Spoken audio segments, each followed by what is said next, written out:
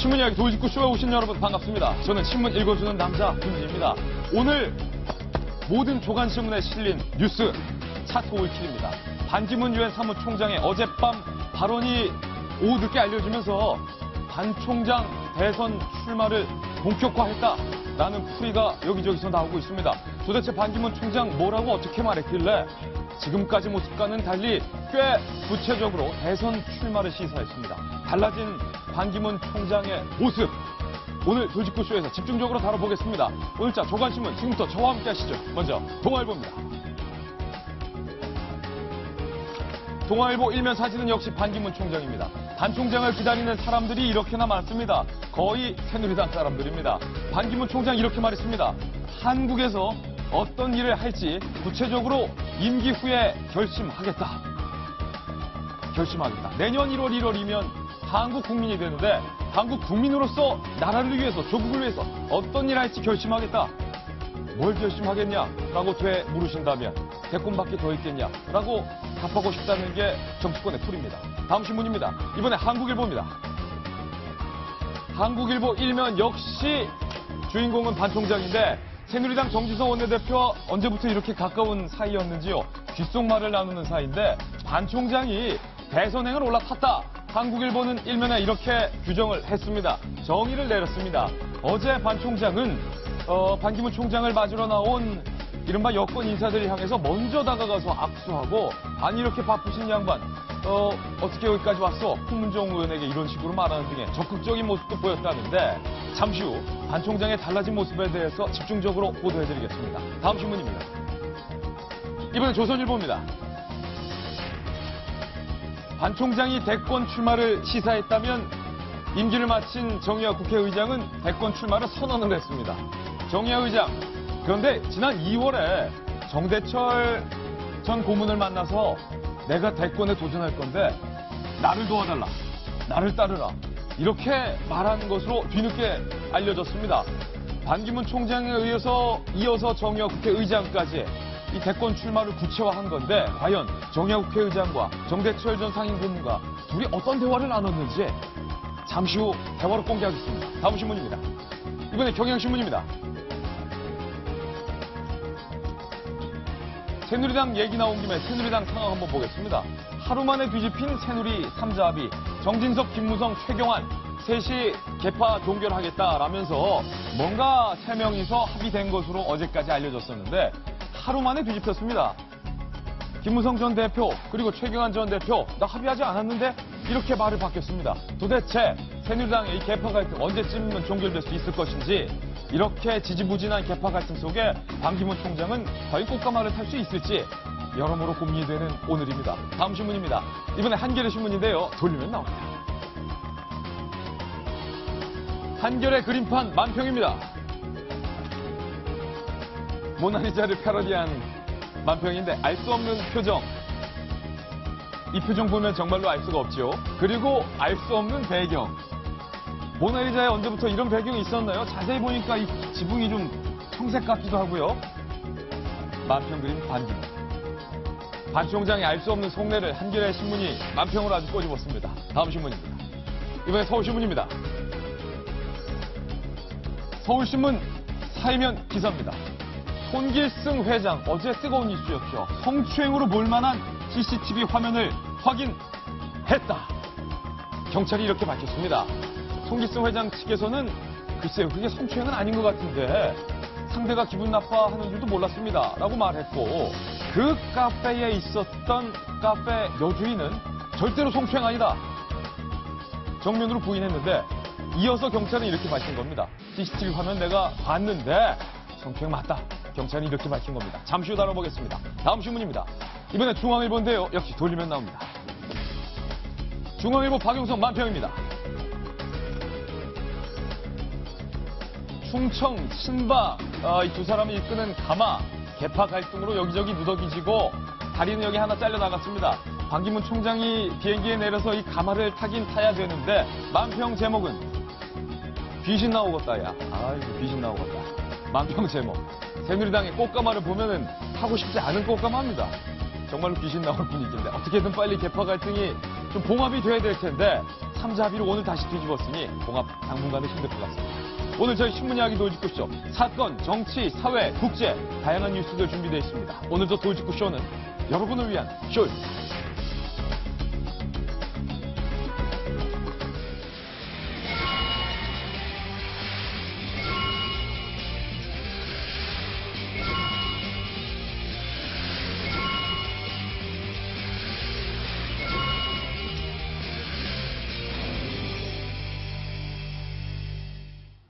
네, 도지구쇼입니다. 반기문 총장의 이 대권 출마 시사 발언에 대해서는 잠시 후 저희가 자세히 보도를 해드리겠습니다. 그 전에 살펴봐야 할 뉴스가 있습니다. 강남역 살인사건이 발생한 지 불과 며칠이 지나지 않았는데 대낮 부산 동네에서 여성 2명만을 노린 강력범죄가 또 발생을 했습니다. 저희가 준비한 첫 번째 도지구 신문입니다. 부산 묻지마 폭행, 강남역 사건의 데자뷰가 아니냐라는 얘기가 나오고 있습니다. 조아라 기자가 취재했습니다. 모자를 푹 눌러쓴 남성이 한 손에 긴 나무 막대기를 들고 성큼성큼 걸어갑니다. 그러더니 갑자기 돌변해 뒤를 돌아 통화 중이던 할머니의 얼굴을 강하게 내려칩니다. 폭행은 할머니가 화단 쪽으로 쓰러진 뒤에도 몇 번이나 계속됩니다. 흥분을 가라앉히지 못한 이 남성. 길을 걸어가는 20대 여성을 상대로 또다시 강목을 마구 휘두릅니다. 머리를 크게 다친 여성은 그 자리에서 쓰러진 뒤 미동도 하지 못합니다.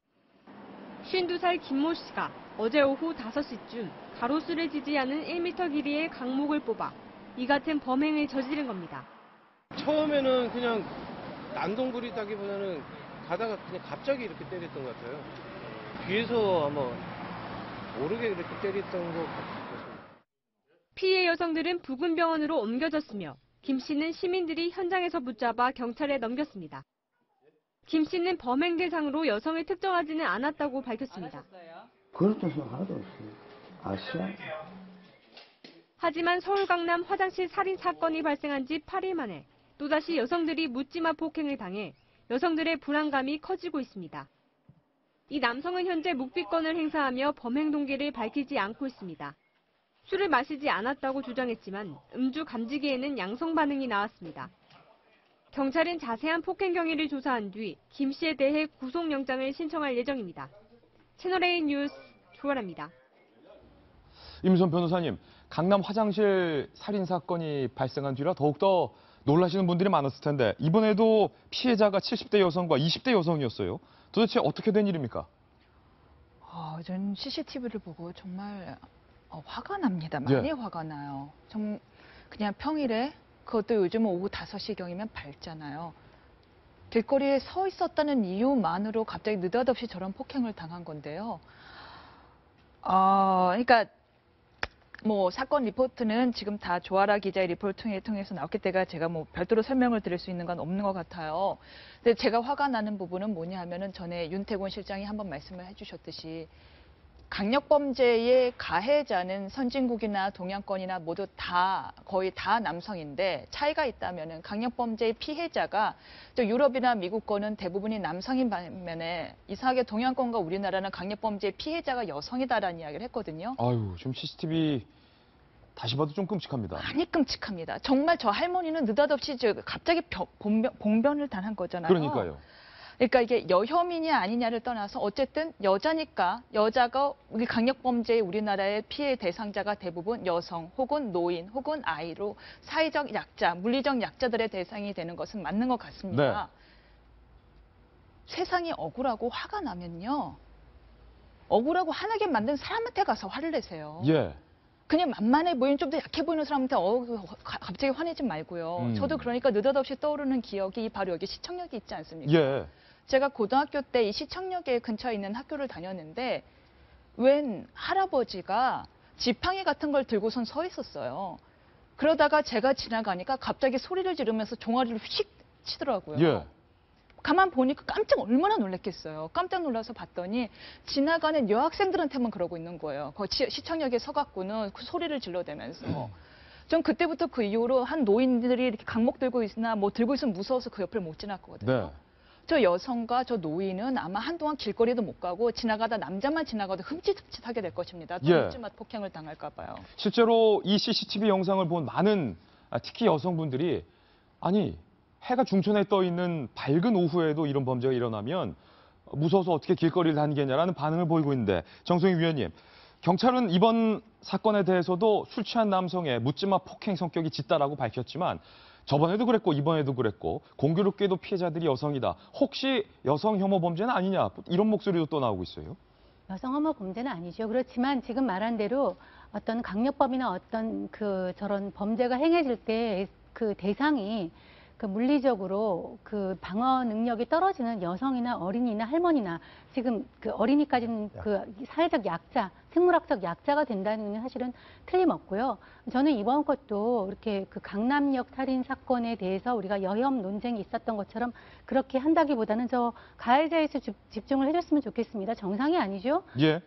지금 경찰에 바로 이제 붙들린 다음에도 시민들이 넘겼는데 횡설수설을 하고 있고요. 본인은 술을 안 마셨다고 주장을 했지만 실제로 음주 측정을 해보니까 술을 마신 상태였고, 그런데 술을 마셨던 남자라고 하더라도 어떤 분노를 표출할 때 그건 과연 남자한테 했겠느냐, 그거는 이제 우리가 주목해서 봐야죠. 저는 이제 이걸 보면서 묻지마 이런 폭행이 이렇게 확산되는 상황을 보면서 우리 사회가 거대한 분노라는 기름이 깔려 있는 것 같아요. 우리 사회 곳곳에 거대한 분노라는 기름이 어디 터질지 모르는 기름이 깔려 있고. 예. 불똥 하나만 튀면 어디든지 지금 터질 수 있습니다. 그러니까 우리가 이게 여혐이냐 아니냐 하는 그런 것보다는 우리 사회가 거대한 분노 사회가 되고 있다는 걸 집중을 하면서 네. 누그러뜨릴 수 있는 사회적 방안을 하는데 좀 사회적 공론이 모아졌으면 좋겠습니다. 이번 부산 동네에서 발생한 이 강모 폭행 사건, 강남역 살인 사건의 데자뷰가 아니냐라고 많은 시민들은 우려를 표하고 있습니다. 강남역 화장실 살인 사건의 피의자가 조금 전 경찰에서 검찰로 송치가 됐습니다. 그런데 검찰 송치 과정에서 저희 취재진들을 향해서 이 강남역 화장실 살인 사건의 피의자가 이런 말을 밝혔는데요. 피의자 김모 씨는 참 말이 안 나와서 사람 사는 세상에 이런 일들 많다. 범행을 후회하냐라는 질문에 대해서는 나는 잘 모르겠다. 나도 한 사람의 인간이고 사람 사는 세상에 이런 일 나 말고도 많지 않느냐라고 밝혔습니다. 검찰에 송치되는 장면 저희가 영상으로 취재했습니다. 직접 보시죠. 이번 일로 막 논란이 있는 거에 대해서 어떻게 생각하세요? 뭐 어떻게 보면은 뭐 이제 사람 사는 이제 세상에서 뭐 이런 일들이 뭐 어떻게 보면 좀 저 말고도 이제 여러 부분들에서 이제 일어나고 있는 일들인데 모르겠습니다. 전 뭐 그래도 뭐 좀 하지만 그 부분에 대해서는 뭐 저는 잘 모르겠습니다. 지금 일순간 우리 돌직구 가족들과 우리 카메라 감독님들까지 이 영상을 보고 말문을 잃었는데 제 귀를 좀 의심할 정도의 발언이었는데 다시 한번 좀 들어보겠습니다. 이번 일로 막 논란이 있는 거에 대해서 어떻게 생각하세요? 뭐 어떻게 보면은 뭐 이제 사람 사는 이제 세상에서 뭐 이런 일들이 뭐 어떻게 보면 좀 저 말고도 이제 여러 부분들에서 이제 일어나고 있는 일들인데 모르겠습니다. 전 뭐 그래도 뭐 좀 하지만 그 부분에 대해서는 뭐 저는 잘 모르겠습니다. 임순 변호사님, 지금 범행을 후회하느냐라는 취재진의 질문에 대해서 사람 사는 세상에 이런 일도 많은데 그 부분에 대해서는 뭐 후회를 하는지 안 하는지 부분에 대해서 잘 모르겠다. 화는 나는데. 이 범인의 심리 상태가 어떤 겁니까? 화는 나는데. 뭐 혼자 도닦나 하는 생각에 화는 나는데 사람 죽여놓고. 근데 누가 봐도 정신이 이상한 사람이니 이 화를 누구에다 내야 되는지 모르겠는 거예요. 이건 약간 정신분열 증세, 조현병의 증세가 분명하다. 누가 봐도 정신이 이상한 사람이니 저 예. 사람한테 화를 낼 수도 없고 저 사람의 부모에게 화를 낼 수도 없고 저 사람에 대한 제대로 된 치료를 어떻게 되는지 관리를 안 한 채 그냥 두고 있었던 지자체에 화를 낼 수도 없고 국가에 화를 낼 수도 없고 내가 어디에다 화를 내야 될지 정말 모르겠어요. 예.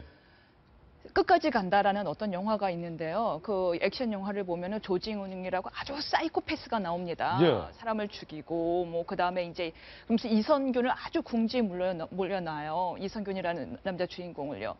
그러니까 이선균이 그다음 궁지에 몰리다 못해서 막 우니까 조진웅이 깜짝 놀라서 뭐라고 대사를 하냐면은 너 우는 거야? 사람이 살다 보면 힘든 일도 있고 괜찮은 일도 있지 왜 울어? 힘을 내! 하면서 느닷없이 그런 말을 해서 모든 사람들을 어이없게 만드거든요. 예. 지금 그 상황보다 더 어이없게 느껴지지만 중요한 것은 더 황당한 것은 내가 이 황당한 기분을 어디에다가 풀고 분노를 풀어야 될지 모르겠다는 게 황당합니다. 예. 지금 정신분열 증상이 있다라고 한다면은 양형이 네. 조금 조정이 있는 게 사실은 그간의 그러니까 관리 아니었습니까? 모든 범죄 행위는요 책임 능력이 있어야 되거든요. 예. 내가 행위를 한 거에 대해서 자신이 죄인지 아닌지 최소한 구별할 줄 아는 능력을 우리는 책임 능력이라고 부릅니다. 그래서 우리가 형사 미성년자 있잖아요. 만 13세 미만은 바로 형사적으로 책임 능력이 없다라고 합니다. 내가 무슨 짓을 저지르는지 구별할 수 있는 능력이 없다라고 보는 거예요. 그런데 심각한 정신질환자도 역시 책임 능력이 없는 걸로 보거든요. 예. 그래서 저 경우는 제가 저 정도로 이야기를 하는 걸 봐서는 책임 능력이 없다고 볼 가능성이 있어요. 그럼 형사적으로 처벌 수위도 낮아질 가능성이 크다. 대신 치료를 병행하는 것을 같이 나옵니다. 대신 네. 치료는 별개입니다. 그래서 한마디로 이제 정신병원에 거의 굉장히 감금을 시키고 치료하는 걸 조건으로 해서 뭐 책임 능력이 없는 판결이 나올 가능성은 있습니다. 윤태구 실장님, 지금 강남역 살인사건 피의자의 발언을 생방송으로 지금 저희가 전해드리고 있는데 아마 많은 시청자분들도 많이들 황당해하실 것 같아요. 그 조현병이죠.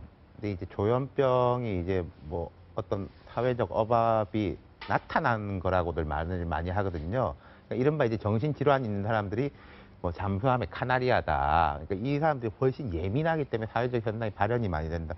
왜 우리 기억나실지 모르겠는데 예전에 내 귀에 도청장치 있다고 뉴스 현장에 뛰어들었던 사람. 예. 80년대, 90년대 그 기록들을 보면은 뭐 정보부가 나를 따라다닌다, 안기부가 뭐 나를 감시하고 있다라는 증상을 나타내는 조현병 환자들이 상당히 많았었어요. 그건 사실 사회적 현상이 이게 발현된 거죠.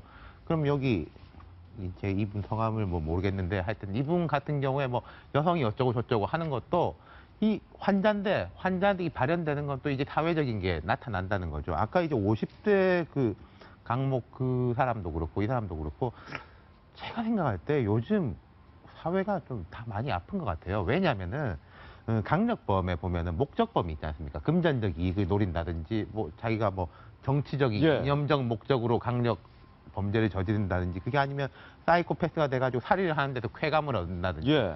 근데 이제 비목적범 왜 그런지 나도 모르고 피해자도 모르는 비목적범들이 나타난다는 거는 이 본인들이 받는 이 뭐 어떤 억압, 압력 같은 걸 자기도 해소 못한다는 뜻이 아닌가 싶어요. 모두가 통제불능인 상황인 건데 개인의 문제이기도 하고 이게 참 뭐 국가 전체가 고민해야 될 문제이기도 하고. 우리 김병민 전 의원이 두 딸의 쌍둥이 아빠시라 방송 들어가기 전에 저랑 얘기를 참 많이 했는데 그 강남역 화장실 살인 사건도 남일 같지 않다라고 말씀하셨고 부산 동네에서 여성들을 상대로 향해진 묻지마 폭행 범죄도 보고 두 딸의 아빠로서 엄청나게 걱정을 하셨는데 이걸 사회적으로 정신이 이상한 사람들의 범죄를 막을 수도 없고 가만히 당해서 누구나 다 피해자가 될 수도 있는 그런 상황입니다. 우리 아이들을 보면서 저는 저 혼자 살았을 때만 하더라도 사실 사회적 범죄가 일어났을 경우에 그렇게 크게 공감하지는 못했어요. 뭐 이런 사건들이 일어났을 때 결국은 사회적 약자에 대한 범죄이기 때문에 근데 두 아이를 같이 기르면서 봤을 때는 뭔가 문제가 발생했을 때 항상 굉장히 걱정이 되고 막 가슴이 심장이 더 많이 뛰고 그러거든요. 그렇죠. 이번 사건 특히 부산 동래구 사건 같은 경우를 봤을 때는 이건 벌건 대낮에 그냥 나가고서는 이 강목을 갖고 때렸던 모습들을 보면서 이 사람이 범죄를 저질렀을 때 내가 이런 범죄를 저지르고 나면 나에게 어떤 피해가 올까를 한번 고민해봤을 까라는 생각이 들더라고요. 그러니까 지금 묻지마 범죄가 굉장히 많이 횡행하게 일어나고 있는데 우리 사회가 이거를 막을 만한 어떤 제도적 장치가 뭘까에 대한 고민이 굉장히 많이 드는데 제가 그러니까 법률 전문가는 아니지만 저는 정말 이런 사람들에 대해서는 사회적으로 법적 제도적으로 단 일말의 관용도 베풀 필요가 없다고 생각하거든요. 그러니까 일벌백계하는 모습들을 좀 보여주고 여기에 대해서 이런 일을 내가 혹여나 잘못해서 조그만 범죄를 저질렀을 때 정말 내 인생 자체가 끝장이 날 수 있구나. 혹은 내 목숨 자체가 위험스러울 수 있구나라는 거에 대한 아주 심한 위험, 두려움이 있어야 되는데 저 강남역 살인사건 피해자의 피의자의 얼굴을 보니까요. 소름이 쫙 돋아요. 예. 뭐 자기는 전혀 다른 세계에 살고 있는 것 같고 여기에 대해서 내가 사람을 죽이긴 했지만 뭐 그게 이렇게 대수로운 문제는 아니야라는 생각을 하는 것 같은데 예. 어떻게 인간의 탈을 쓰고 그런 생각을 할 수 있죠? 만약에 내가 누군가를 죽였을 때 나도 똑같이 바로 앞에서 죽임을 당할 수 있다고 생각을 했다라면 저런 식의 표정과 말투와 행동을 할 수 있을까요? 예. 저는 우리 정부, 우리 사회가 지금까지는 과거에 만들었던 법에 의해서 법리적 해석으로 법 적용을 해왔겠지만 이제는 이런 묻지마 범죄에 대해서는 진짜 더 심각하게 어떻게 우리가 사회적으로 처벌할 수 있을지에 대해서 한번 좀 진지하게 고민해봤으면 좋겠습니다. 바로 이 부분인데 정성희 위원님, 강남역 화장실 피의자의 반응 그리고 어제 있었던 부산 강목 폭행 피의자의 반응이 공교롭게도 굉장히 비슷한 게 부산 폭행 피의자 같은 경우는 이거 여혐이냐 아니면 뭐 여성만 노린 범죄냐 아이 그런 거 아닌 거 아시잖아요.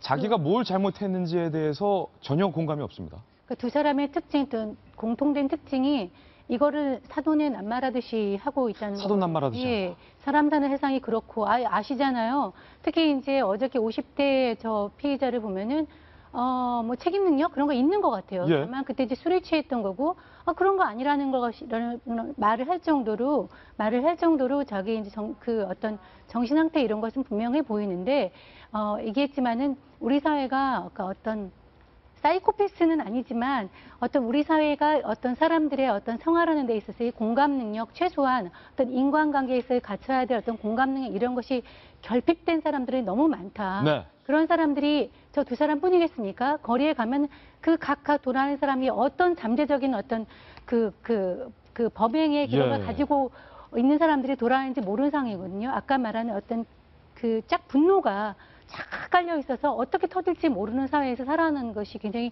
두렵고 이거를 어떻게 해야 될지에 대해서 우리 사회가 좀 고민을 해봐야 될 것 같습니다. 그래서 네. 혹자는 옛날에 우리가 암 관리라고 해요. 정부가 암 퇴치 능력이 암 퇴치 프로그램을 가동을 해서 40세가 되면은 누구든지 암 검진을 받도록 건강보험공단에서 해요. 이걸 받지 않으면은 나중에 본인이 암 걸리면은 본인 부담금을 높입니다. 그걸 받으면은 정부가 본인 부담을 낮춰줘요. 그러니까 예. 정부가 암 관리를 하듯이 국민 전체의 정신이나 이런 상태에 대해서 한번 정신 검사를 다 해보는 예. 그런 시스템에 대해서 이제 정부가 고민을 하는 걸로 일부에서 전문가들이 주장을 하는데 이렇게 아픈 사회, 이렇게 정신적으로 아픈 사회에 대해서 우리가 암 관리를 하듯이 국민의 정신 상태에 대해서 한번 이렇게 꼭 정부 차원에서 조정을 해야 될 필요성이 있지 않나 저도 짧게 이런 한마디만, 생각을 듭니다. 저도 짧게 한마디만 더 하면요. 이 강남역 사건이 터졌을 때 일부 정말 못난 남자들이 그러게 누가 이렇게 밤늦게 다니래 하면서 피해자 탓을 하는 정말 소수의 못난 남자들이 있었는데 예. 부산 사건을 보듯이 대낮에도 발생했습니다. 대낮에도 발생했다. 절대 이번 사건 가지고 또 피해자 탓을 하는 그런 못난 짓은 맞습니다. 정말 안 했으면 좋겠습니다. 언제부터 우리 대한민국이 이렇게 맘 놓고 길거리를 다니기가 불안하게 됐는지 모르겠습니다. 이 문제에 대해서 심각한 사회적 논의가 뒤따라야 할 것으로 보입니다. 이제는 저희가 준비한 본격적인 정치권 뉴스로 넘어가겠습니다. 그가 돌아왔습니다. 그런데 그가 대선을 말하고 있습니다. 도직구 신문입니다. 체력은, 나이는 문제가 되지 않는다. 당당하게 반 총장은 커밍아웃을 했습니다. 직접 한번 들어보시죠. 돌아오면 대한민국 국민으로서의 여러 가지 역할, 그런 데 대해서는 제가 그때 생각을 해보겠습니다만은 지금 현재까지는 제가 맡아진 소명을 성공적으로 맞춰서 여러분들께 자랑스럽게 제가 보고를 할 수 있는 이런 것이 더 바람직스러운 거 아니냐. 유종의 미를 거둘 수 있도록 여러분들께서 특별히 좀 도와주셨으면 고맙겠다. 이런 말씀을 드리고. 반기문 총장에게 묻고 싶은 질문 시청자 여러분들 많을 것 같습니다. 그래서 저희 돌직구쇼에서 준비했습니다. 반기문 총장에게 궁금한 것 3가지, 그리고 그 궁금증에 대한 해답도 저희가 오늘 아침 준비해서 돌아왔습니다. 하나씩 살펴보시죠. 대권 도전을 강력 시사한 반기문 총장에게 묻는다. 첫 번째 질문을 묻겠습니다. 반 총장은 1944년생, 72세. 대통령 도전하기에는 이거 고령 아닙니까? 많은 분들이 이 부분에 대해서 궁금해할 것 같은데 어제 오후 반 총장이 이 질문에 대해서 이렇게 답했습니다. 적극적으로 말했어요. 미국 대선 후보들도 70세에 76세에 저는 10년 동안 마라톤을 100m 뛰듯이 했다. 이 표현이 상당한 자신감인데 마라톤 42.19 마라톤을 100m 달리기 뛰듯 했다. 100m 천천히 뛰신 건 아니겠죠? 100m도 힘든데 말이에요. 1년에 하루도 아파서 결근하거나 감기 걸려서 쉰 적도 없다. 저 건강합니다. 튼튼합니다. 힘이 장사입니다. 게다가 제가 보약을 먹는 것도 아니고 타고난 체력입니다. 특히 한국 같은 선진 사회에서 체력은 별 문제가 되지 않는다. 정성희 위원님, 이 정도면 대선 출마합니다. 이 급이죠? 그러니까 그동안 그 반기문 유엔 사무총장의 대선 출마에 대한 가장 큰 걸림돌이 나이다. 예. 나이 리스크다 그런 얘기를 많이 했습니다. 사실 지금은 김종인 대표도 좀 나이가 70대가 넘고 그랬는데 마침 이제 미국에서 샌더스나 힐러리가 70대가 되면서 예. 체력이나 나이는 문제가 아니다. 나이는 정말 숫자에 불과하다. 그런 얘기를 하시면서 체력이나 나이에 대한 그런 부담감을 정면으로 돌파하는 그런 발언을 하셨는데요. 예. 근데 이제 저는 물리적 나이가 문제는 아니라고 생각합니다. 근데 70세라고 하면은 그 70대가 살아온 어떤 시절에 갖는 어떤 그런 경험에 집착할 수도 있고 그런 어떤 시대의식을 그대로 가져가는 것이 문제라고 생각하거든요. 그러니까 70대가 지금 대선에 출마하지만 사실 다 40대가 주도하는 것도 많거든요. 캐나다의 트리도 총리라든가 영국의 데이비드 캐머런 총리 전부 다 40대고요.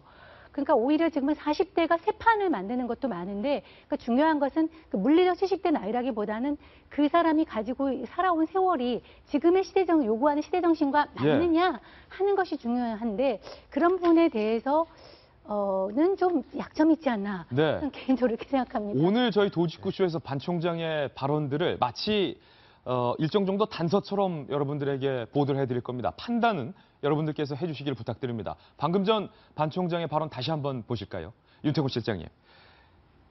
마라톤을 10년간 100m 달리기 하듯이 해왔다라는 발언은 분명히 반 총장께서 준비해온 작심 발언일 것 같습니다. 그렇다면 대선에 출마하지 않을 거라는 마음이 있었다면 저 발언을 준비해 왔을까요?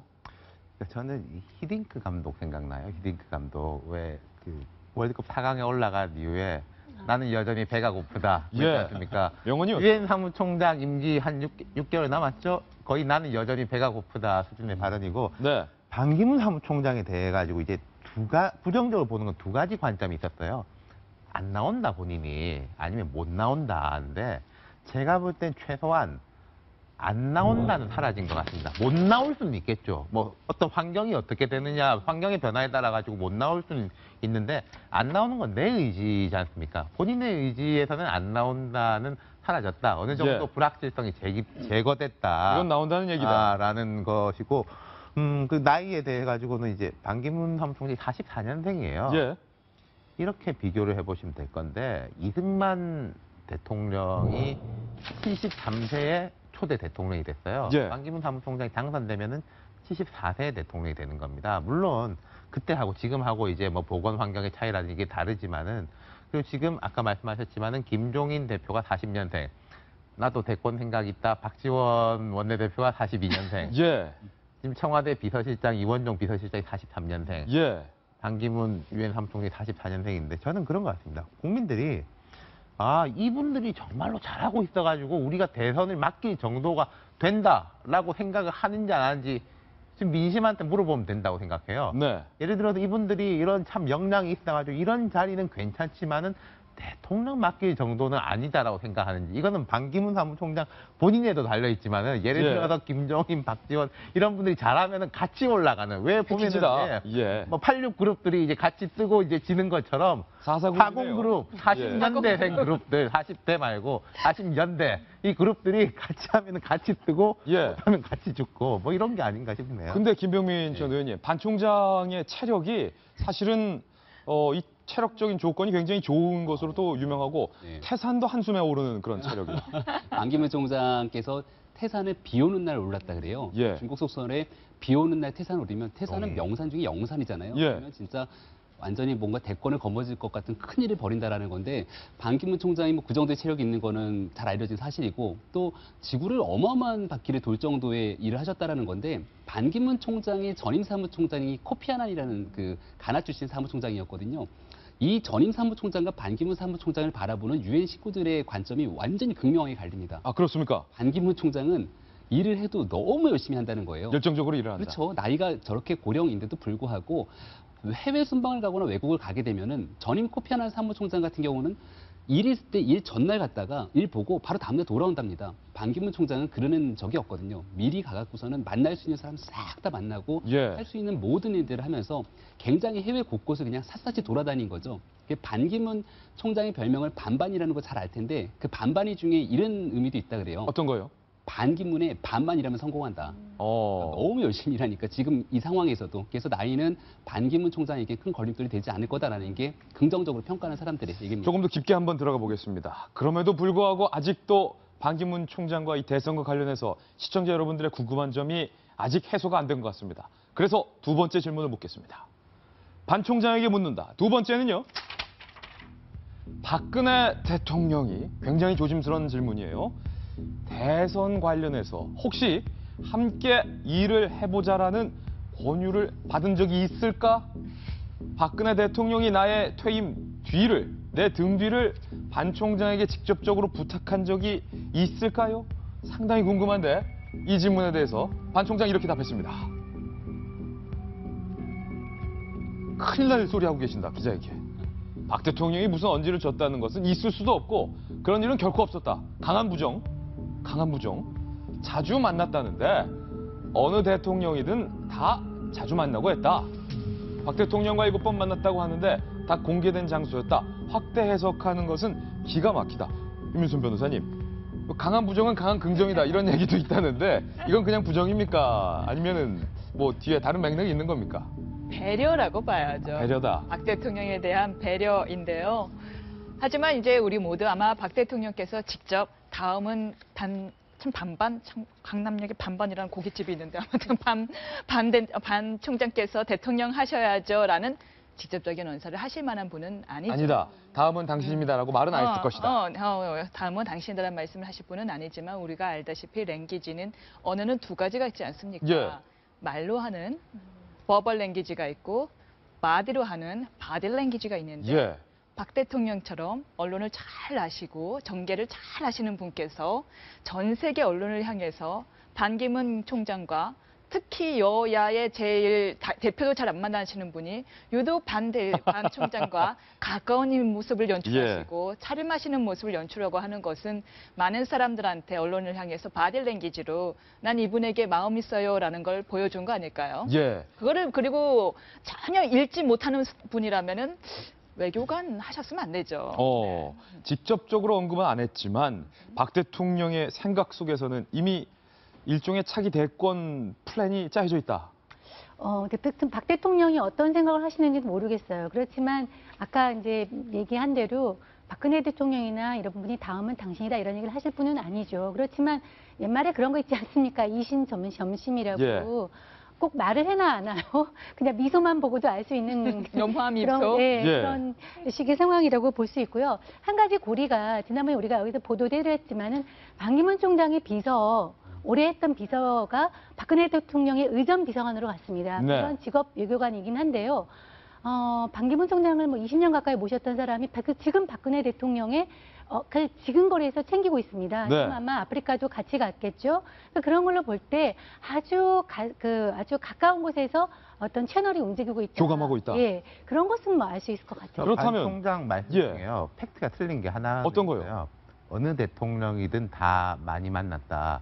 이명박 대통령 그렇게 많이 안 만났고 그리고 우리 이 자리에서 한번 이야기한 것도 같은데 왜 신년에 반 총장이 뭐 대통령한테 안부 통화했다 그 청와대에서 이야기했으니까 왜 사무총장이 한국 대통령하고 비공식적으로 했는지 모르겠지만은 1월 1일이라고 해가지고 안부 통화한 거를 공식적으로 알 일은 없었어요. 그 말은 때도 그랬고 박근혜 대통령과는 유독 친근했다. 그렇죠. 그 참여정부에 대해 가지고는 이른바 이제 참여정부 그 노 전 대통령 가까웠던 인사들은 그런 분통을 터뜨린 적도 있었는데 노 전 대통령이 서거하고 반기문 대통령이 한국에 2번이나 왔을 때 봉화를 찾지 않았다. 3번째 갔었거든요.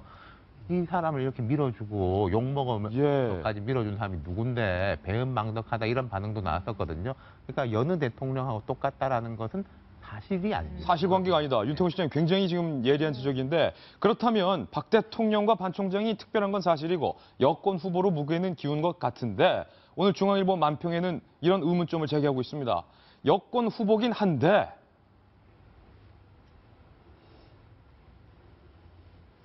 귀신 나오겠다는 거예요. 김병민 전 의원님. 저 그림을 보면 알겠지만 저 가마에 타고 싶겠습니까, 반기문 총장이? 귀신 나오겠다. 저는 어저께 반기문 총장 행보를 보면서 친박계라고 불리지 주류라고 불러달라고 했으니까 새누리당의 주류 세력과는 일부러 좀 선을 긋는 것 같은 모양새를 많이 볼 수 있었어요. 반기문 총장이 대통령 선거에 출마할 거다. 저는 늘 그렇게 확신한다고 말씀을 드렸는데 출마하더라도 특정 정파의 등에 업혀서 나오진 않을 거다라는 거에 대해서 다시 한번 확신이 들었습니다. 예. 무너진 가마를 타갖고 반기문 총장이 나오면 같이 무너지는데 결국은 이 지금 상황에서 새누리당이 한 달, 두 달 지나간다고 더 좋아질 거냐 저는 그렇게 보지는 않거든요. 반기문 총장이 올해 12월 달이 되면 임기가 만료되고 내년 초에 이제 한국에 들어오지 않습니까? 그리고 나서 본격적인 반기문 행보가 시작될 텐데 그때 반기문을 중심으로 완벽한 새 판이 다시 짜여질 거다. 그런 생각이 좀 듭니다. 그렇다면 반기문 총장에게 궁금한 것 마지막 세 번째 질문. 어떤 유형의 대권 주자를 꿈꾸고 있는지, 한국 정치 상황의 문제점은 무엇이라고 보고 있는지 이 질문을 이어집니다. 현 한국사의 문제점은 이 말은 본인은 어떠한 대권 주자가 되고 싶은가? 라는 질문과 일맥상통하겠죠. 반 총장이 이렇게 답했습니다. 국가가 너무 분열돼 있고 정치 지도자들이 국가 통합을 위해 더 노력해야 된다. 이 말은 현재 정치 지도자들 중에 국가 통합 위해서 충분히 노력하고 있는 지도자는 없다 이 얘기입니다. 우선순위는 통일이지만 그 전에 누군가 대통합을 선언하고 모든 것을 버리겠다는 지도자가 나와야 된다. 아직까지 그런 사람이 없다. 남북 대화 채널 유지하고 있는 사람은 제가 유일하다. 계속 노력할 것이다. 두 가지 시사점인데 김병민 의원님. 누군가가 대통합을 선언하고 모든 것을 버리겠다는 지도자가 나와야 되겠다. 내가 그런 지도자가 되겠다. 이런 뜻 아닙니까? 그렇죠. 본인이 갖고 있는 장점을 제일 잘 살린 거죠. 유엔 사무총장으로서 전 세계의 평화와 화합을 위해서 노력하고 돌아다니는 분 아닙니까? 그렇기 때문에 지금의 대한민국 상황을 봤을 때 크게 보면은 당 내에서도 싸워요. 계파 간의 갈등으로 싸우고. 예. 조금 더 확장해서 보면은 정당들 지금 당이 3개가 있는데 정파들 간에 아주 그냥 치열하게 싸움을 하고 있죠. 근데 이게 반기문 총장의 관점으로 바라봐선 참으로 어리석은 일이도다라고 얘기를 하고 있는 거죠. 전 세계의 평화까지는 아니더라도 최소한 한반도의 평화를 노력해야 되고 내가 대한민국의 대통령이 된다라면 적어도 대한민국 사회의 대통합에 위해서 기여할 수 있다. 이런 국가 원로 나 말고 누가 있어? 이런 얘기의 메시지를 던지는 것 같은데 반기문 총장이 그런 면에서는 강점이 좀 있다고 봐야겠죠. 예. 네, 이게 딜레마가요. 본인이 보는 거하고 남이 보는 거하고가 뭐 일치하는 것도 있지만 일치하지 않는 것도 있지 않습니까? 반 총장 본인은 뭐 지금 현재 정치 지도자들은 이제 파티, 그 당, 정파의 이제 지도자다라고 이야기를 하는 것 같아요. 나는 이제 다르다라고 하는데. 근데 이게 뭐 우리가 왕 뽑는 것도 아니고 어디 이제 뭐 정당이라든지 어떤 이제 그걸 기반으로 해서 나타나는 건데 그럼 왜 친박이 반기문 총장하고 이렇게 친하려고 하냐, 가까우려고 하냐. 친박 입장에서 볼 때는 박근혜 대통령의 임기 중에 레임덕이 없어야 되고 그럼 이제 다른 주자들을 누를 수 있어야 되고 또 박 대통령 퇴임 후에도 이제 영향력을 행사하고 퇴임한 박 대통령과 관계가 괜찮은 사람. 예. 이기 때문에 반 총장하고 가까운 거거든요. 그리고 이 비박계 일부에서는 어느 정도 시각까지 가지고 있는 거 아니 친박계가 과연 반 총장이 돼도 좋고 안 돼도 좋은 카드로 생각하는 거 아니냐. 예를 들어서 정권 재창출보다는 이 여권 내에서의 영향력을 끝까지 행사해 갈 수 있는 카드로는 반기문보다 좋은 카드가 없다라고 생각을 할 수 있다는 거죠. 그 부분하고 이게 벌어지는 건데, 근데 이제 바깥에서 보면은 뭐 야당에는 문재인, 뭐 안철수, 말하자면 이 자리가 없고 지금 새 판 짜자고 하는 분들은 정의와 손학규 이렇게 약간 애매한 분들이지 않습니까? 반 총장이 까딱하면은 그 애매한 부류의 한 사람이 될 수도 있어요. 근데 그러기에는 지금까지 정치적인 동지라든지 가져온 게 없기 때문에 누군가를 올라탈 수밖에 없다는 거거든요. 그럼 누군가를 올라타면은 그 순간에는 반 총장이 말했던 뭐 통합적 지도자가 아니라 그 올라탄 그 말, 아까 보면 그 가마의 운전사가 되는 거죠. 예. 그렇게 되면 당연히 부채의식도 좀 가질 수밖에 없는 거잖아요. 반 총장이 통일 얘기했어요? 북한 얘기하고요? 그렇습니다. 이제 반기문 총장이 국내 정치에서 뭘 할 수 있느냐? 할 수 있는 것은 본인의, 제가 말씀드렸지만 캐릭터는 굉장히 보수적이에요. 그렇지만 유엔 총장으로서 가지고 온 남녀 평등이라든가 기후 변화라든가 이런 거에 대한 의제는 굉장히 진보적입니다. 그러니까 제3의 길이나 이런 걸 아우를 수 있는 것이 통합 고지점에서 아우를 수 있고요. 또 통일과 관련해서 지금 남북 관계가 어느 때 봐도 경색돼 있고 좋지가 않은데 그런 상황에서 북한과 어떤 식으로든 채널을 가지고 있다는 것은 뭐 남북 문제나 뭐 북해까지는 모르겠지만 어떤 갈등 해결에 어떤 그런 걸 가지고 수 있기 때문에 그건 좋은 점이에요. 그렇지만 지금 우리 사회가 가지고 있는 문제가 남북 문제뿐만은 아니죠. 엄청난 사회적 갈등, 그다음에 경제 중 성장률도 정체돼 있고, 그다음에 각 정당으로 들어가서 보더라도 계파 갈등이나 많은 사회적 정치적 문제가 있는데 과연 그런 문제를 갖다가 이렇게 한 번에 할 수 있을지는 굉장히 의심을 많이 가지고 있는 상황입니다. 오늘 저희 도직구쇼에서는 어제 반기문 총장이 지금까지 밝혔던 이 발언들을 종합해 보건대 대권에 분명히 나온다라고 결론을 내렸는데요. 마라톤을 100m 달리기 뛰듯 10년간 매일 뛰는 체력 좋은 반 총장의 이 발언을 과연 여야 주요 국회의원들은 어떻게 받아들이고 있을까요? 반 총장의 오늘 이 발언, 과연 여야가 어떻게 해석하고 있는지 각각의 반응들 발빠르게 보도를 해드리겠습니다. 먼저 여권의 반응입니다. 돌리면 나옵니다.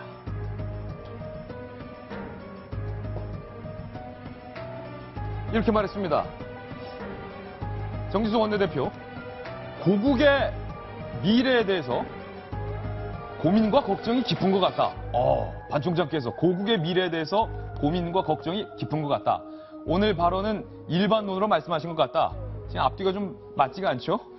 출마할 것 같다, 대권 주자다라고 말하고 있지만 혹시 모르니까 뒤에서는 조금 자제하고 무마시키는 그런 발언. 김무성 전 대표 이렇게 말했습니다. 현재 상황에서 가타부타 판단하긴 어려운 문제다. 김무성 대표는 조금 반 총장의 이 대권 출마 시사 발언에 대해서 유보적인 입장인데 왜냐? 본인이 대권 나오거든요. 대권 주자로서의 이 경선 라이벌로서의 뭔가 견제하는 듯한 그런 반응도 있는 것 같고요. 그렇다면 유승민 의원은 어떻게 될까요? 지금 상황에서 평가할 가치가 있는지 모르겠다 이렇게 밝혔습니다. 본인이 지금 복당도 힘든 상황입니다. 유승민 의원. 반 총장의 문제가 아니라는 거죠. 남경필 지사 이렇게 말했습니다. 여야를 떠나서 대선 후보는 풍부할수록 좋다. 그 풍부한 대선 후보 군에는 나도 있다. 라는 속내를 보이는 것 같고 원희룡 지사 질 수 없죠? 이미 대한민국을 대표하는 국제 지도자가 되신 분이다. 만약에 출마한다면 반드시 당선돼야 한다. 원희룡 지사는 굉장히 쿨하게 말했습니다. 반 총장은 강력한 당선군이다. 라고 말했습니다. 그렇다면 반 총장의 오늘 이 발언에 대해서 야권은 어떻게 해석하고 있을까요? 야권 반응 돌리면 나옵니다. 문재인 전 대표 강하게 견제를 하고 있는 듯합니다. 나의 입장을 굳이 언급할 필요가 없다고 생각한다. 나의 입장을 굳이 언급할 필요가 없다고 생각한다. 대선 때 충분히 말하겠다. 지금부터 말할 필요 없다. 이렇게 말하고 있고요. 박원순 서울시장의 발언이 상당히 미묘합니다. 지금까지 반 총장이 보여온 모호함에서 시작부터 이 반 총장을 견제하고 있죠. 전혀 벗어나지 않은 발언이다. 다만 마음이 콩밭에 가 계신 것 아닌가. 그러는 박원순 시장은 콩밭에 가 계신 게 아닌가라고 많은 정치 분석가들은 묻고 있는 그런 발언입니다. 안희정 지사, 대선 도전 여부 아직 확실히 결정 못한 것 같고 지켜주만 하겠다 정도로 보인다. 아직 덜 적극적이다. 지켜주면 하겠다는 거 아니냐. 역시 야권 주자들의 반응은 좀 그렇습니다. 안철수 대표, 외교적 수사를 많이 써온 사람이 이 정도 발언했으면 대선 염두에 둔 발언이다. 이건 분명히 대선 출마하겠다는 발언이다. 라고 말했고요. 박지원 원내대표 이렇게 말했습니다. 역시 출마 선언으로 보인다. 친박계에서 움직여서 이 같은 발언이 나온 것 같다. 여야 반응 어떻게 보셨습니까? 김 의원님. 재밌죠. 일단 기본적으로 저는 야권의 반응이 굉장히 재밌는데요.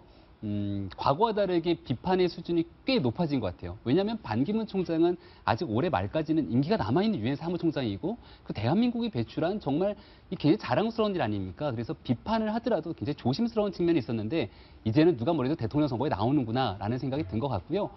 저는 최근 들어서 아마 제일 부담스러운 사람 중에 하나가 바로 저 문재인 대표와 안철수 대표 거라고 생각이 들어요. 여론조사를 보면 굉장히 재밌어요. 최근에 이 대권 주자로서의 반기문 총장을 놓고 여론조사를 돌렸거든요. 5월 15일자인가 보니까 잠시 후 그건 저희가 이따 공개하겠습니다. 다시 할까요? 예. 알겠습니다. 네네. 그런 측면이 들고 여당 입장에서는 뭐 말한 것처럼 명확한 대권주자가 사실은 안 보이죠. 반기문 총장을 제외하고서는. 그렇기 때문에 마지막에 보이는 원희룡 지사의 발언을 좀 주목해서 볼 필요가 있는데 처음에는 원희룡 지사가 시간이 좀 짧지 않아요? 라고 메시지를 던졌다가 다시 이제 말을 바꾸기 시작하거든요. 저 내용은 뭐냐면 사실상 반기문 총장이 새누리당으로 만약에 영입돼서 온다라면 가장 유력한 후보가 아닐까. 거기에 대해서 같이 경쟁을 하고 긍정적으로 내 몸집을 키우는 것만으로도 차기를 바라봤을 때 괜찮다 정도로 아마 반기문 총장과는 긍정적 협력 관계를 유지할 거다 이렇게 보입니다. 물론 이 지금 소개된 발언 중에는 본인이 직접 말한 발언도 있고 본인이 좀 말하기 부담스러우니까 누구누구 측근의 입을 통해서 인터뷰를 한 측면도 있는데 어쨌든 내용은 같다는 건데 윤태곤 실장님. 여권도 반기지만은 않은 것 같아요. 저 공통적으로 관통하는 건요. 너는 누구 편이냐? 너는 누구 편이냐? 이잖아요. 정진석 원내대표의 반응은 우리 편. 우리 편. 거고 그 중간으로 갈수록 뭐 좀 애매하게 뭐 크게 봐서는 우리 편인 것 같은데 아직 정체를 잘 모르겠고 뭐 이런 거고 저는 원희룡 지사는 어제 행사 자체가 제주 포럼이었기 때문에 약간 그 주최자로서의 말값이 조금 포함되어 있는 것 같고 야권을 관통하는 거는 당신이 이제 저쪽 편 아니냐라는 거죠. 그리고 이제는 반 총장이 만약에 어제 무슨 소리냐 대권 이런 이야기 하지 마라 난 유엔 사무총장에만 충실하겠다고 했으면은 우리가 이런 이야기 자체를 안 할 겁니다. 근데 본인이 이미 이야기를 했기 때문에 이런 이야기들이 이제 쏟아질 수밖에 없고 앞으로는 이제 검증 현미경식 검증에 들어가는 거니까 감수를 하셔야 되겠죠. 예, 김병민 전 의원께서 조금 전 언급하신 반기문 총장과 관련된 최근 대선 후보 지지도 여론조사 결과가 지금 제 옆에 나와 있는데요. 4월 중순부터 4월 말, 5월 초, 5월 중순까지의 여론조사 결과를 지금 바로 만나보시죠. 바로 이 부분입니다. 4월에 실시된 여론조사 결과 반기문, 문재인, 안철수 이 세 분의 대선 후보 지지도 결과를 보면 반 총장이 26.4%, 문재인 전 대표가 16.9%, 안철수 대표가 17.9%로 1등 반기문, 2등 안철수, 3등 문재인. 5월 1일 실시한 여론조사 결과 반 총장이 19.9%, 그리고 공교롭게 문재인, 안철수 두 사람이 14.8%로 동률. 그래도 여전히 반 총장이 1등입니다.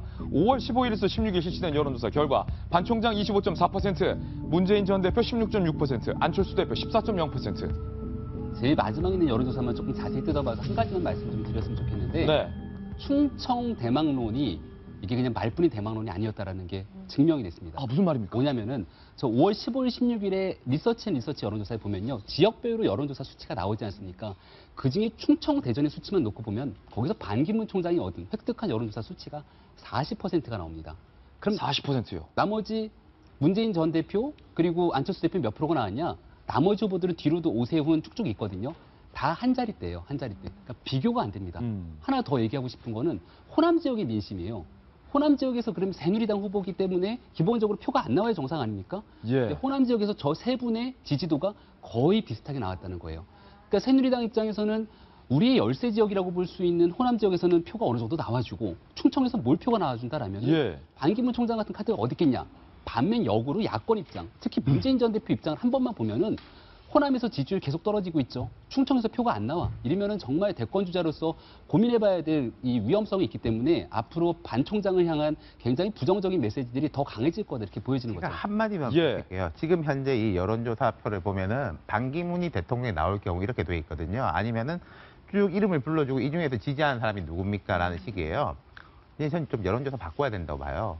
반기문 총장 여당으로 나올 경우 지지할 겁니까? 라고 하면은 그때 어떻게 바뀌느냐. 이게 사실 진짜일 수 있죠. 호남에서 뭐 그 아까 말한 것처럼 그렇게 이제 유지가 되느냐, 뭐 빠지느냐, 충청은 어떻게 되느냐, 박 대통령 지지율하고 연동 관계 같은 게 이제부터는 더 복잡해지는 거죠. 저도 이 여론조사는 그렇게 큰 의미가 없다고 생각하는 것이 아직은 굉장히 명성, 이름에 가려져 있는데 정말 이제 정치권에 뛰어들게 돼서 현미경, 언론의 현미경 검증에 들어가게 된다면 이제 숨기고 싶은 본인의 이제 민낯이나 치부가 드러나게 되고 그러면 이제 지지율이 크게 요동을 칠 거기 때문에 네. 이것은 이제 현재 나오지 않았을 때의 국민 여론의 희망사항이 반영된 거고 실제로 들어가게 되면 이거와 전혀 다른 결과가 나올 거라고 생각을 합니다. 예, 반기문 총장의 이번 대선 출마 시사 발언에 대해서 입체적으로 저희가 보도를 해드렸습니다. 이번엔 사회탐구 영역으로 이동을 해보겠습니다.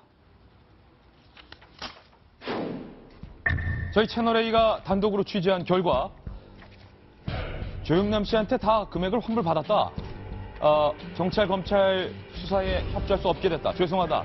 라고 밝혔던 그림 구매자들 중에 조영남 씨를 처벌했으면 좋겠다. 처벌 의사를 밝힌 구매자가 나온 것으로 알려졌습니다. 여인선 기자가 단독으로 취재했습니다. 검찰이 지금까지 확인한 조영남 씨의 대리 그림 판매 규모는 15점가량. 판매가로 따지면 1억 원이 넘습니다. 조영남 씨는 일부 구매자들에게 검찰 수사에 응하지 말라고 요청했지만 검찰은 구매자들에게서 조영남 씨의 처벌을 원한다는 의사를 확인했습니다. 검찰 관계자는 구매자들을 방문 전화 조사했는데 일부 구매자가 대리 그림인 줄 모르고 구매했다. 조영남 씨의 처벌을 원한다고 진술했다고 밝혔습니다. 검찰은 조영남 씨에게 사기 혐의를 적용해 피의자 신분으로 소환할 방침입니다. 또 대리작품 판매를 주도한 혐의를 받고 있는 매니저 장모 씨를 추가 소환할 예정입니다. 검찰 수사 이후 라디오 프로그램에서 하차하고 공연을 잇따라 취소한 조영남 씨는 이번 주말 예정된 세시봉 공연 무대에 설지 고심 중인 것으로 알려졌습니다. 공연기획사 관계자는 현재로선 예정대로 공연을 개최할 예정이지만 조영남 씨로부터 확답을 받지 못했다고 밝혔습니다. 채널A 뉴스 여인선입니다. 저희가 앞서 보도해드렸던 내용에 따르면 정승희 위원님, 그림값을 돌려줄 테니 검찰 수사에 응하지 말라라는 일종의 조영남 씨 측의 회유가 있었던 것 아니냐라는 의혹을 보도해드려서 경찰이 난감해하고 있다는 건데 나왔어요. 처벌해달라. 그렇습니다. 이제 다 그림을 구매자가 여러 명이니까 다 회유하지 못했던 것 같고요. 그림을 구매한 사람들이 이것이 조영남 씨가 그림이 아니라는 걸 알고서 처벌해달라는 의사를 했기 때문에 지금 상황 자체는 조영남 씨한테 굉장히 불리하게 흘러가는 것 같습니다. 예. 이 관련해서 제가 어저께 그 미술계에 있는 사람들을 좀 만났더니 예. 대작이라는 그 조영남 씨의 그 말에 대해서 굉장히 분노를 금치 못하고 있더라고요. 이 미술계의 미술계 관행이다 이 발언에 대해서 그것은 조영남의 관행이다. 아, 그건 미술계의 관행이 아니라 조영남 씨의 관행이다. 왜 그런 얘기를 하냐면 사실 그 화가들이요 가장 아찔하고 그 만족스러운 순간이 그 큰 캔버스를 두고서 본인의 어떤 터치로 그림을 그리는 순간이 가장 행복한 순간이랍니다. 그 흰 캔버스를 채워나가는 그 느낌. 그 소위 말해서 이제 몰입의 순간이죠. 예술가로서 가장 희열을 느끼고 몰입의 순간인데 그 가장 재밌는 순간을 남한테 위탁했다, 대작을 했다는 그런 거를 그 화가들은 양보하고 쉽지 않다고 합니다. 근데 그렇게 가장 재밌는 순간을 다른 사람이 줬다는 것은 그 아티스트로서는 있을 수 없는 일이다 얘기를 하면서 굉장히 분노감을 표시하더라고요. 예.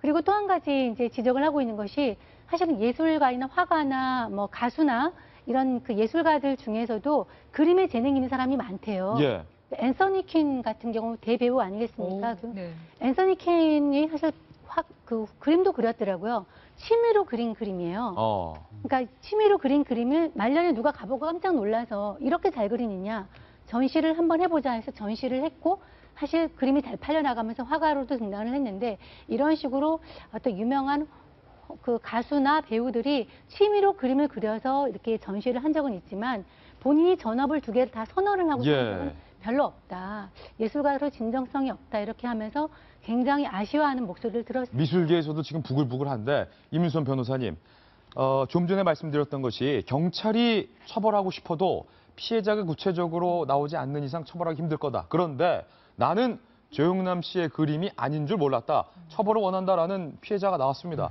경찰은 곧바로 사기 혐의 적용할 것이다. 네, 그렇게 되면 이제 수사에 조금 더 다른 국면으로 들어서게 될 것 같아요. 그렇게 되면 이제 경찰, 검찰이 의도한 사기죄의 처벌의 가능성이 조금 더 많아지기는 했는데 정말 이들이 끝까지 처벌을 원할 것인지 아니면 중간에 합의를 통해서 처벌 의사 표시를 취하할 것인지는 조금 더 구체적으로 봐야 될 것 같습니다. 그렇군요. 네. 조영남 씨 측에서 조영남 씨가 이번 사건으로 충격이 커서 말을 할 수 없는 실어증 증세를 호소하고 있다. 라고 해서 사실은 이 사건과 별개로 조영남 씨를 좋아하는 많은 팬들이 아이고야, 이 충격이 크구나. 그런데 이번 주말에 세시봉 콘서트에는 출연하신다고요? 네, 그렇습니다. 28일이니까 이번 주 토요일이죠. 예. 이번 주 토요일에 부산에 이제 멕시코에서 세시봉 콘서트가 예정되어 있더라고요. 여기에는 이제 조영남 씨가 그래서 과연 출연하냐 아니냐에 대해서 이제 사람들이 궁금해했어요. 왜냐하면 마침 그 조영남 씨의 제작사 소속사 대표가 지금 조영남 씨가 도저히 인터뷰를 할 수 있는 상황이 아니다. 왜냐하면은 지금 충격을 받아서 사람이 멍하다. 일종의 실어증 걸린 상태나 비슷하다라고 이야기를 한 상태였는데 이 세시봉 콘서트를 기획하는 기획사 관계자 말에 따르면은 관객과의 약속을 지키기 위해서 윤형주, 김세환 등과 함께 무대에 오를 것이다라고 밝혔다고 하죠. 무대에 오를 것이다. 제가 잘 몰라서 그러는데 실어증은 말을 잘 못할 수 있어도 노래는 부를 수 있는 겁니까? 저는 이거는 이제 잘 모르겠어요. 이제 형사적으로 처벌받는 것과 별개로 과연 이제 일상생활까지 다 금지시켜야 되냐의 문제인 건데 팬과의 약속을 우선시할 것인지 자신이 자숙하는 모습을 보이는 게 우선인 건지 그리고 제작사의 말이 아니 소속사의 말이 그냥 일종의 실어증이라는 건지 정말 실어증이었다는 건지 예. 뭐 여러 가지를 좀 고민해 봐야 될 것 같아요. 모르겠어요. 예술의 기법이라든지 완성도를 위해 가지고 조영남 씨 애초에 말했던 조수 협업은 가능할 수 있다고 생각해요. 근데 저는 조영남 씨 측의 한마디를 듣고서 이건 좀 아닌데 싶었던 게 요새 바빠가지고 그림 많이 해야 되는데 그래서 시켰다. 아까 앤서니 킨도 말씀하셨지만은 전시회라든지 예술 작품은 내가 이게 한 거, 나에서 이 표현하는 게 이제 작품으로 외화돼가지고 그걸 이제 노출하는 건데 어디 이제 납품하는 것도 아니고 예. 내가 본업도 있는데 이거 전시회를 해야 되기 때문에 바빠가지고 여기다 일을 많이 시켰다라는 거 예. 그거는 제작이잖아요. 제작, 예술이 아니라 그 부분에 대해서 저는 참 개인적으로 약간 마음으로 실망한 점이 컸었어요. 예, 과연 실어증에 걸렸는데 노래는 할 수 있을지는 조금 더 다퉈봐야 될 것 같습니다. 사입탐구 영역 세 번째로 이동합니다.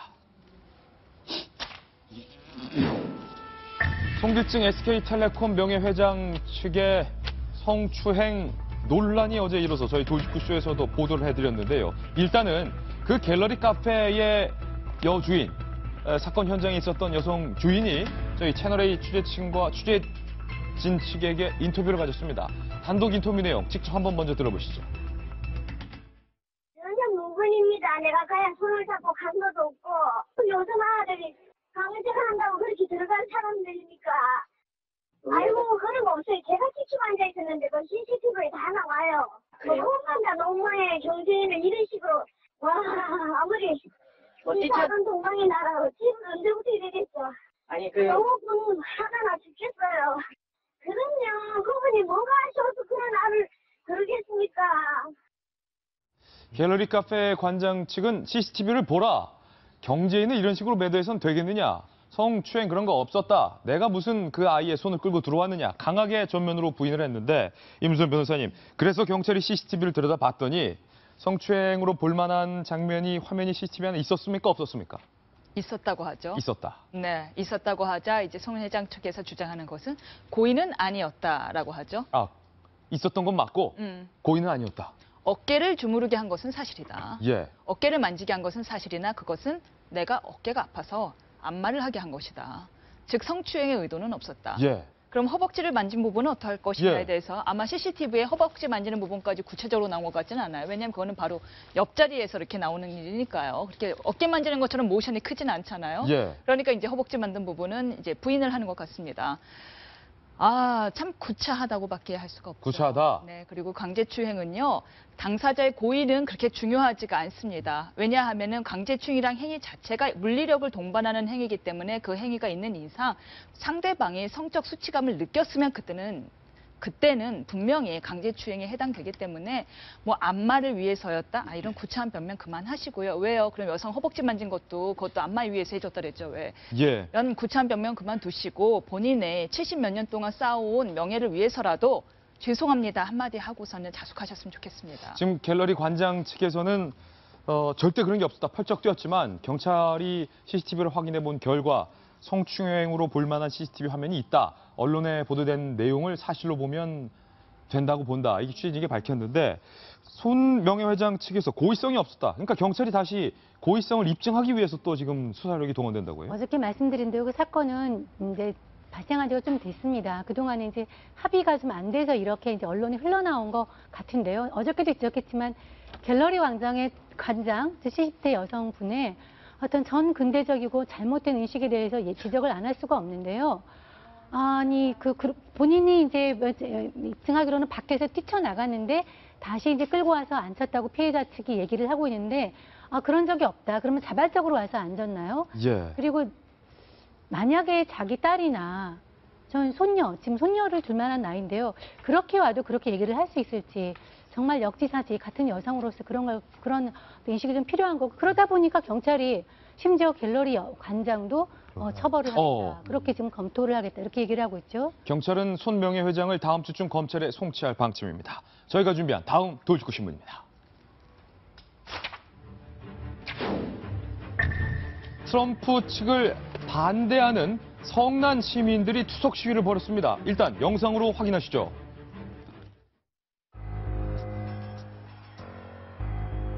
So exciting, isn't it? Like, you can get him out, get him out. How old is this? Still wearing diapers.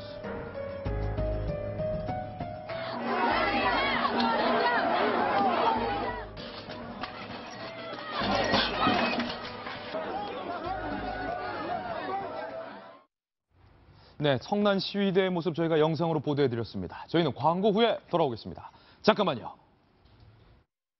네, 오늘 저희가 준비한 내용들은 참으로 많았는데 이 방송 시간이 저희가 한정이 돼 있어서 정의화 국회의장님의 이 대권 출마 선언을 미처 보도해드리지 못했습니다. 제가 나중에 국회 가서 정의화 국회의장께는 죄송하다는 말씀 드리고 차후에 시간이 되면 다시 한번 보도를 해드리겠습니다. 트럼프 내용도 제대로 보도를 다 못해드렸네요.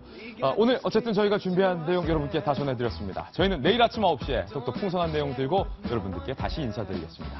오늘 하루는 분명 어제보다 더 나을 겁니다. 좋은 하루 되십시오. 고맙습니다.